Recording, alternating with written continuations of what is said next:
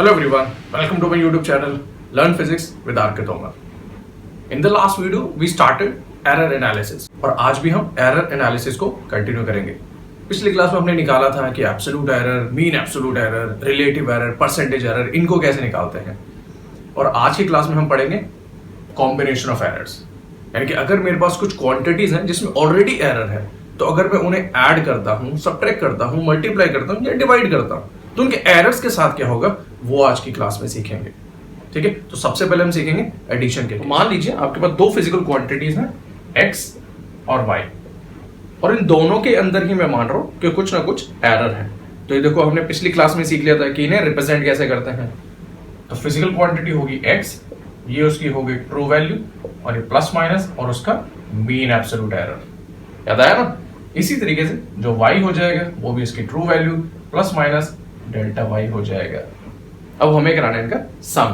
तो सम करा के मैं मान लेता हूं कि जो नई फिजिकल क्वांटिटी आ रही है वो है z, और ये x प्लस y को ऐड कराने पे आया है। अब x में भी एरर है, y में भी एरर है, तो ऑब्वियस ही बात है z में भी कुछ एरर होगा। तो इसलिए मैं इसे लिख लेता हूं z plus minus delta z, और x की जगह मैंने लिख लिया है x plus minus delta x, y की जगह लिख लिया y plus minus delta y, हो जाएगा z plus minus delta z। इसे मैं ब्रैकेट में रीअरेंज कर लेता हूं, ये हो जाएगा x plus y plus minus delta x plus delta y। अब देखिए ये x प्लस वाई और ये z कैंसिल हो जाएंगे, और मेरे पास जो बचेगा वो होगा plus minus delta z is equal to plus minus delta x plus delta y। अब थोड़ा सा मैथ्स की हेल्प ले लेते हैं। ये जो प्लस माइनस होता है इक्वेशन के दोनों तरफ होल्ड नहीं करता है, ये सिर्फ एक ही तरफ रखेंगे। तो इसलिए अब मैं लिख लेता हूं delta z is equal to plus minus delta x plus delta y।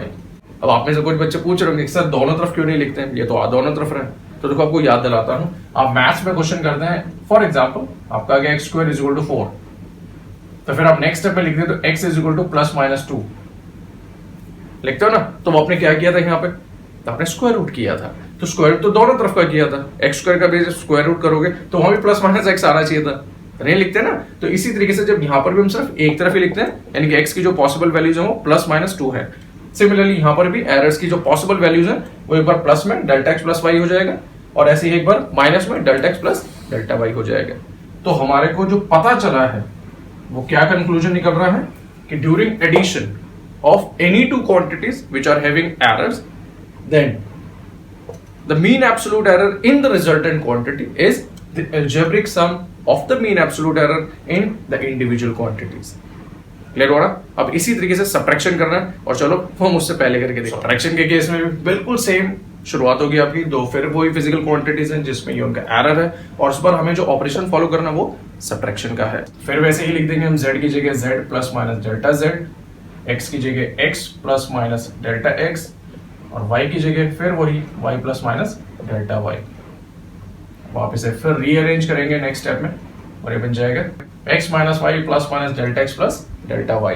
अब देखिए फिर ये x माइनस वाई इससे कट जाएगा, फिर आपके पास बच रहा है delta z is equal to plus minus delta x plus delta y। फिर दोबारा मैं प्लस माइनस को सिर्फ एक ही जगह होल्ड करूंगा, तो ये मैं यहाँ पे हटा देता हूँ, और अब आपके पास ये आंसर आ गया।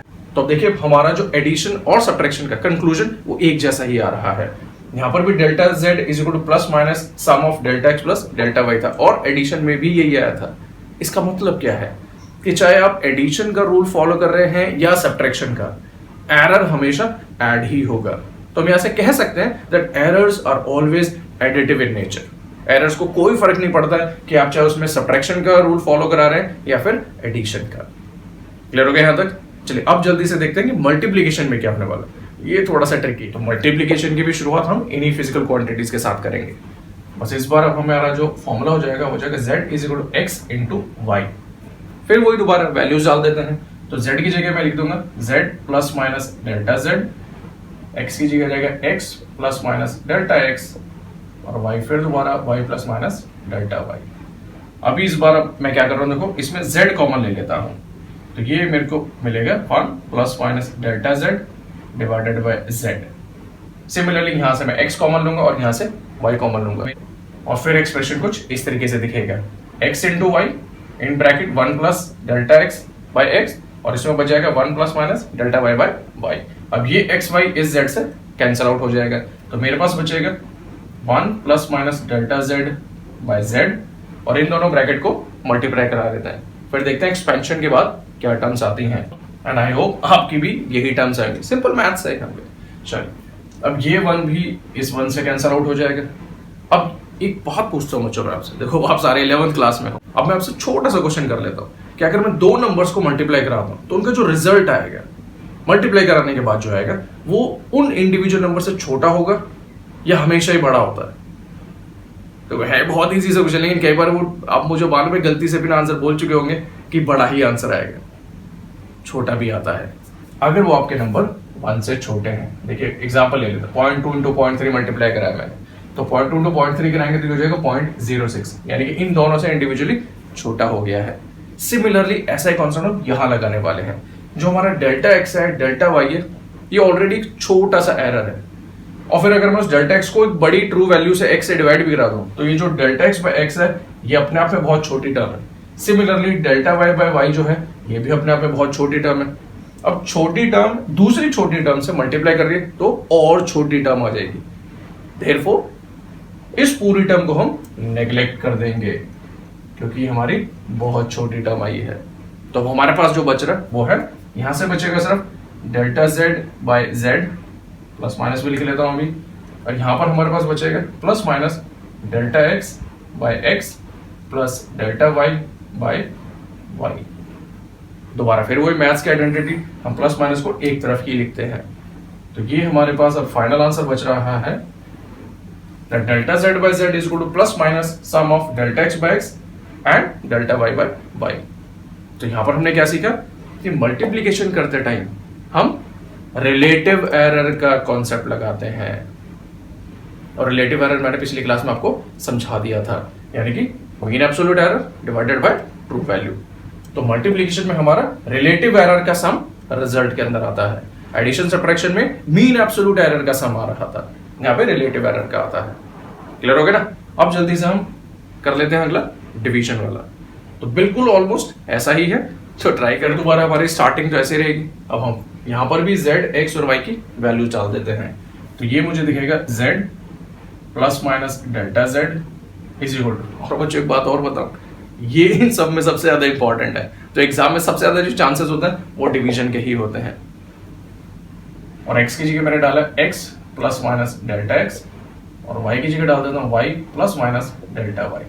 सेम यहाँ पर भी करेंगे जैसा पिछले में किया था, मैं यहाँ पे z कॉमन ले लेता हूँ, ये बचेगा 1 plus minus delta z by z, यहाँ से x कॉमन लेंगे और यहाँ से y कॉमन लेंगे, तो ये आ जाएगा आपका। अब ये जो z और x बाय y ये कैंसिल आउट हो जाएंगे, और मेरे पास बचेगा 1 plus minus delta z by z, और यहाँ पर देखो मैं किस तरीके से लिख रहा हूँ, ये हो जाएगा 1 plus minus delta x by x, और इसे भी न्यूमरेटर में ले जाता हूँ, तो ये हो जाएगा 1 plus minus delta y upon y rays power -1। अब हमें पावर ऑफ -1 या -2 -3 ये तो हमें कभी सॉल्व करना सिखाया नहीं था 10th स्टैंडर्ड तक, लेकिन अब 11th स्टैंडर्ड में मैथ्स में और डिटेल में पढ़ेंगे, उसका छोटा सा पार्ट हम यूज कर लेते हैं यहाँ पर, और उस थ्योरम को हम बोलते हैं बाइनोमियल थ्योरम। अब इसका जो एक्सप्रेशन है वो इस तरीके से बनता है 1 plus x raise power n can be any integer equals to 1 plus nx plus, हमें आगे की टर्म चाहिए नहीं इसलिए मैं लिख के छोड़ देता हूं हायर पावर्स ऑफ x।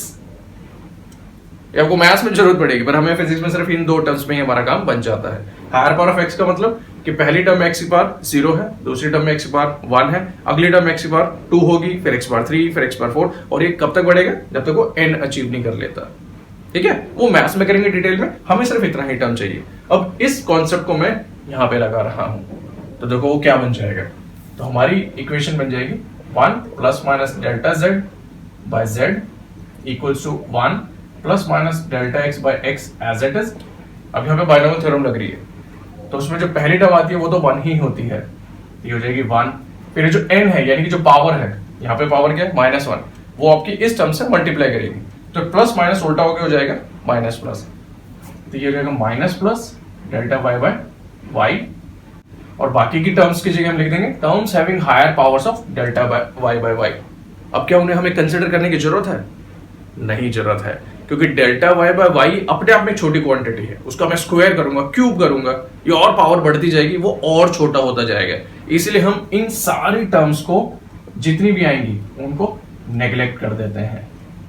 तो मेरे पास जो सिर्फ बच रहा है वो ये है कि 1 plus minus delta z by z is equal to 1 plus minus delta x by x into 1 delta y by y, इस तरीके से बच जाए। अब देखो ये तो वो आपको सिमिलर मिल गया है ना, जैसा भी हमने मल्टीप्लिकेशन में किया था, ये टर्म्स आई थी आपके पास। तो इसके बाद आप खुद करिएगा, आपका जो आंसर आएगा वो मैं आपको बता देता हूं। वो आता है delta z by z is equal to plus minus delta x by x plus delta y by y. पर करिएगा जरूर, यहाँ पे जो स्टेप्स हैं वो मैंने इसलिए नहीं किया क्योंकि मैंने मल्टीप्लिकेशन में ही करा दिया है आपको। इतना सा तो काम आप करेंगे ना, क्योंकि खुद करेंगे तो ज्यादा सीखेंगे। तो हमारे पास फाइनल आंसर क्या आएगा वो मैंने आपको इसमें बता दिया है। तो अब हमने यहाँ पर क्या सीखा है कि जैसे हमारा एडिशन और सब्ट्रैक्शन में एक कॉमन कंक्लूजन आया था, उसी तरीके से मल्टीप्लिकेशन और डिवीजन में भी एक कॉमन कंक्लूजन आता है। और वो क्या है? That in case of multiplication और division the net relative error in the result equals to the sum of relative errors present in each individual quantity. ठीक है, तो एडिशन सब्ट्रैक्शन में मीन एब्सोल्यूट एरर देखते हैं और मल्टीप्लिकेशन डिवीजन में relative error देखते हैं। होप क्लियर हो गया ये आपको। एक लास्ट केस करते हैं जिसमें पावर्स के साथ खेलेंगे हम।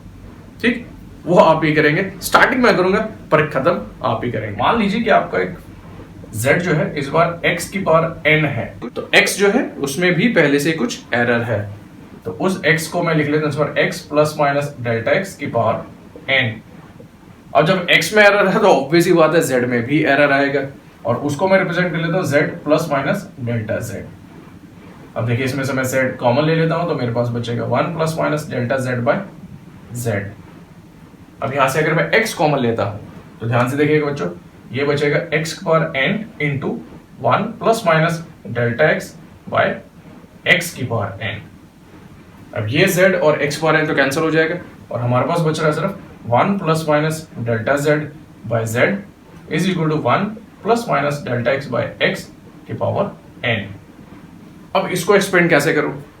तो आप सही कर रहे हैं, वो रहा वहां पे हमारा हिंट, बायनॉमियल थ्योरम अगेन लग जाएगा। तो वहां पर उसी की हेल्प मैं ले लेता हूं और अब उसको यूज करके और मेरे जो एक्सप्रेशंस बनेंगे वो कुछ इस तरीके से। पहली टर्म 1 ही आएगी, दूसरी term n times delta x by x आ जाएगा, और बाकी की terms having higher powers of delta x by x। अब उन्हें भी हम क्या करें, कंसिडर करें कि नेग्लेक्ट करें?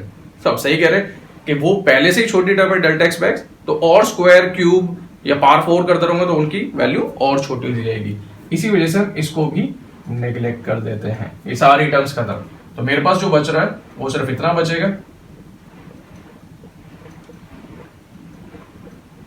ये। अब इसमें से 1 1 तो कैंसिल हो जाएगा, फिर दोबारा प्लस माइनस में सिर्फ एक ही तरफ रखूंगा और मेरे पास बच जाएगा delta z by z is equal to n times delta x by x। तो अब इसमें भी हमने क्या सीखा कि अगर पावर आ रही है आपकी n है या कुछ भी पावर वाले एक्सप्रेशंस आ जाएंगे तो उतनी ही टाइम्स आपका रिलेटिव एरर आ जाएगा रिजल्ट में। नहीं कि अगर इसकी पावर 2 है तो जो z में रिलेटिव एरर आएगा वो इसका 2 टाइम्स आ जाएगा। इसकी पावर अगर 3 है तो z में जो रिलेटिव एरर आएगा वो 3 टाइम्स आ जाएगा। क्लियर हो गया?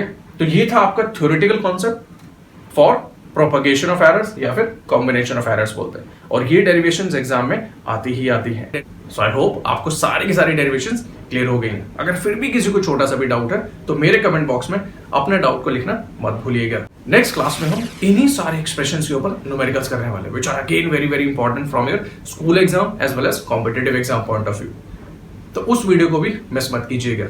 तो अभी सबसे पहले इन डेरिवेशंस की प्रैक्टिस कीजिए। नेक्स्ट वीडियो में हम मिलेंगे इन्हीं एक्सप्रेशंस के न्यूमेरिकल्स के साथ। Till then keep applying physics in your daily life. जय हिंद, जय भारत।